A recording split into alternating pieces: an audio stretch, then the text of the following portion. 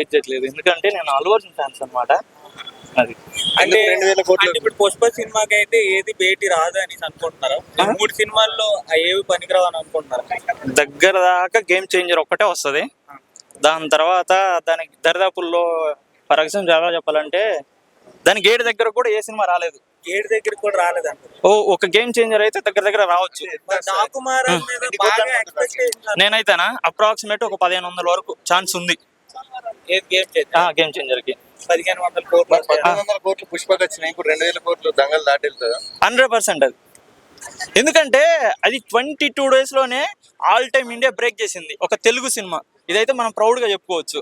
అది కేవలం 20 days లో అన్న. ఇదే ఫస్ట్ మన తెలుగు సినిమాలో 22 days లో ఆల్ టైమ్ రికార్డు కొట్టడం 1708 కోట్లు అంటే ఇది మనం ఖచ్చితంగా గర్వంగా చెప్పుకోవాలి. ఇది 100% ఇది. ఓకే అన్న, ఇప్పుడు పుష్ప సినిమాలో అదే సంజయ్ థియేటర్ కి వచ్చిన తర్వాత అది కరెక్ట్ కాదని, ఎందుకంటే అది ఒక అన్ఎక్స్పెక్టెడ్ ఇన్సిడెంట్ కాబట్టి తప్పనేది అల్లు అర్జున్ వేయడం అనేది కరెక్ట్ కాదు.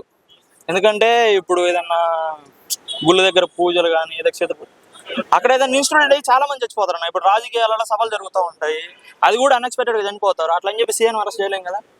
అయితే విషయం ఏంటంటే ఇక్కడ పాయింట్ ఏంటంటే అల్లు అర్జున్ ఆ టైంలో రావడం అనేది రాంగ్ పాయింట్ అని, కేవలం ఆ పర్పస్ మీదే తప్ప అల్లు అర్జున్ ది వాంటెడ్ అయితే కాదు ఇది. ఓకే అన్న, ఇప్పుడు ఒక్కసారి ఇప్పుడు అల్లు అర్జున్ గారు పూర్తిగా అరెస్ట్ చేసి అండ్ ఒక 1 year ఎలా ఉంచితే ఫ్యాన్స్ ఎలా రియాక్ట్ అవుతుంది?